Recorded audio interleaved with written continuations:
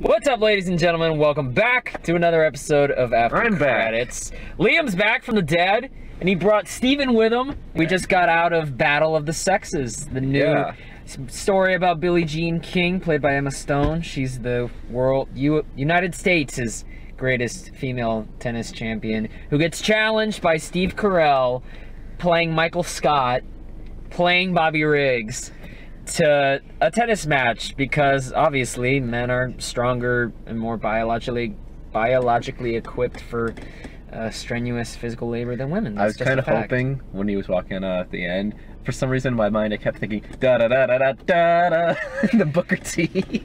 This movie is the Diversity Day episode of The Office meets God, I had it in my head. What was it? Rocky IV. Rocky 3, the greatest film of all time. Rocky IV is better than Rocky 3. Oh, fuck you. Rocky IV is way better than Rocky 3. Rocky IV does not have Mr. T. It does not have... Rocky IV has Dolph Lundgren breaking the scale with a single punch. When I was in high school, I would watch the homoerotic Rocky III training scene before every test I took. It's that inspirational. When they're running You know on what's the beach, more inspirational? Rocky climbing up a goddamn mountain and yelling, Drago! It doesn't get the emotional intensity of Mickey dying and Apollo is murdered. No, but that scene where you see Stallone try so hard to act, and he's like, he sounds like a dying giraffe. I liked a lot of things in this movie, and there are some things I didn't like. Okay, first of all, I gotta address this. Alan fucking Cumming. What the fuck? Alan Cummings. Oh, that's what it was. Hamlet.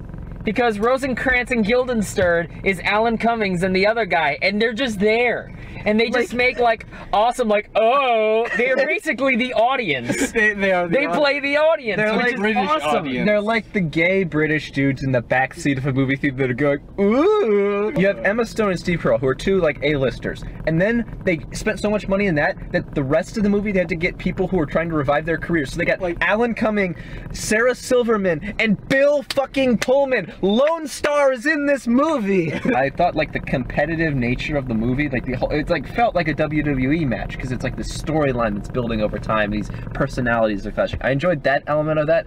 I don't have a problem with, like, the whole message of the movie. Obviously this is a movie that's going to generate a message, but I do feel like it was on the nose on a lot of parts. It's like there's a few points where it's like, this is just unnecessary. I just want to, like, learn about the story, you know? This just in! Liam hates women and gays! The first half of it, I almost fell asleep because it was just so slow. I do think it was too long. That was my main thing. Long. This movie's like 2 hours. It should be like 95 minutes. Although I wouldn't have mind like a few more minutes of naked Steve Carell, but yeah. Besides that... That is the first and only time I've ever heard that statement in my life. I think I like this the most out of all of y'all. And yet, I completely agree with what you two are saying. Yeah. You say 95 minutes, I'd go an hour 45. Yeah, I mean... I'll go an hour 45, because there's fair. a lot of shit that's actually happening. And, of course, when they do these biopic stories, they show you the real thing at the end. You're like, okay, if you took that part out, there's no way that the movie would have been respecting the person. There's some lines in here that it's like, okay, man, I know that the movie's about... Yeah, no, it's like... I know that the movie here is addressing the whole gay marriage issue, and then here that it's about, you know, female equality, but some lines were just a little too much. Yeah, I don't have a problem with... And you could have cut the scenes there, because outside of that big thesis statement line, you really didn't need it. That's a great way to put it. It's like, all right, we're gonna stop the movie for a PSA. Yeah. And I was like, I liked the back and forth between the two of them the best. That was the best part of the movie for me. Billie Jean's romantic love Andrea Riseborough. Andrea Riseborough, yeah. And I love this. That first part, actually, the first third of this movie I actually really liked, just because I kind of looked at it as like a romance budding between them. And I thought they had fantastic chemistry, and they were really sweet, and I kind of want them to be together, despite the fact that Billie Jean is married. Whoa! I really like Emma Stone and Steve Carell. They're just fun. They both look a lot like the real people. I know, it's fantastic. Emma Stone's great as usual. Yeah, she's fantastic. I hate to say great as usual, to say like she didn't put a lot into this role, but again, It's becoming a lot easier for me to see a character and not Emma Stone entirely. Yeah, it might have been just like visually she looked different, but she definitely captured the character very well. And then Steve Carell is just losing his goddamn mind, which is just the best thing I could have ever expected from Steve Carell. Steve Carell's parts almost seemed entirely improvised. Like him playing with his kid. I'm like, yeah, that just seems like Steve Carell every like single a day. goofy dad. Yeah. Oh, speaking of things that I would have cut out of the movie, the older son, completely unnecessary. I don't think unnecessary, but underutilized. I honestly don't know where I would have cut a put few that parts. kid. I could have cut him out. Like, I feel like he could have had a scene at the end and be like, oh, this is worth something, but it wasn't really. Yeah, I guess they just kind of had to show like what Steve Carell's like life was at the time. There's like a great movie here. If you trim the fat, right now it's a really good movie that's maybe a little too long. And so whether you're into the core of the story, which is dealing with these two characters, well, two main characters, and then I really liked Andrea Riseborough in this. Yeah, she's great. I love the guy that plays Billie Jean King's husband, who I don't know who he is. But I looked him up, and apparently he's in like all the. He was like in Whiplash. He was in Bridge of Spies. He's in like all these fucking movies. He's all in these Oscar movies, but nobody knows who the fuck he is. Oh. It wasn't just a blanket, you know, here's why men are the devil, and here's why women need equality. And Yeah. Well, it's also like it wasn't a surface level attack on that. that I was really the do thing. think Is it like was from the going- trailer, I was like, oh, Steve Carell's just gonna be playing like a typical douchebag, and then you see the movie, and you actually like feel bad for him because he's just this gambling addict, and he's just this hustler, and he's obviously portraying this character in order to like make it into a show. So I enjoyed that element of the film because it was a lot more dynamic than I guess I was expecting it to be. I wanted more of him in the movie. Yeah, like in the beginning. My other major problem outside that length is the editing was weird. It would be like long sections with Billie Jean and then long sections with Bobby Riggs. Like I feel like it could have been intertwined a little bit better. Well, you also want to get that giant block of each of them having their point of view and their reason for existing. If you kind of cut back between them, you know, it is a battle after all. So you really have to make sure. But it did those feel like blocks are, I feel like it would have worked better because there was a few times when it was like so much Billie Jean. I'm like, oh, I want to get back to Steve Carell. And we so much Steve Carell. I'm like, oh, I kind of want to see Emma Stone's story. So it's like I feel like I understand what you're saying, but I feel like a little bit more back and forth tennis fun. I'm sorry. I don't know if y'all like spotted this too. Liam, you did. Whenever Emma Stone was walking in to the final arena, and one of the cameramen is walking, and he just falls over. Dude, that was awesome. I was like, did that actually happen, or is this like the wrong cut? No, it's fucking great. Like, she gets hoisted on a fucking throne, Egyptian style, like Katy Perry in the Dark Horse video. Yeah. And they guide her in, and suddenly in the bottom right corner, you see a camera guy just get hit with the throne, and he falls over. That guy was the original left shark. It's obvious in the movie that what Steve Carell is doing when he's going on TV and calling himself a male chauvinist pig. I love the part where has the flag, but they spell chauvinist wrong. Yeah. That's funny. All the media circus is just to rile people up so they'll pay attention to his media event, give him money, give him attention, etc. But what I like about the movie are the extras, because the extras are the people that legitimately buy into it. That's the stuff that's kind of scary. I also just like Trump. So that's what I'm gonna write in my think piece. Another thing I like that, again, the media circus is kind of surface level, but on the bottom, this whole idea of ego and privilege. And so where does your ego come from? With Steve Carell, it comes out of insecurity and kind of this feigned necessity to be like on top and be recognized and be successful because he's been out of the limelight for so long.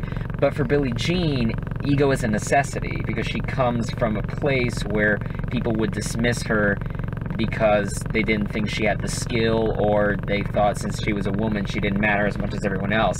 So when you see them kind of like pushing themselves or pushing the people they love away to go fight for this stupid tennis match that really obviously doesn't mean anything in the scientific scheme of men v women better or not, it's more about what that represents that's better. And I like that for Steve Carell's character, he can afford to lose. Because it's bullshit. It's all fucking bullshit. It's a game for him.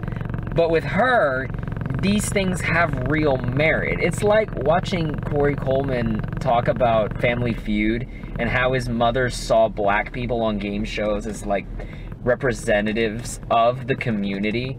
Thing is, man, my mother used to get upset because it contradicted what happened here. She said these black people are on these shows because they're well spoken, but they say the dumbest shit.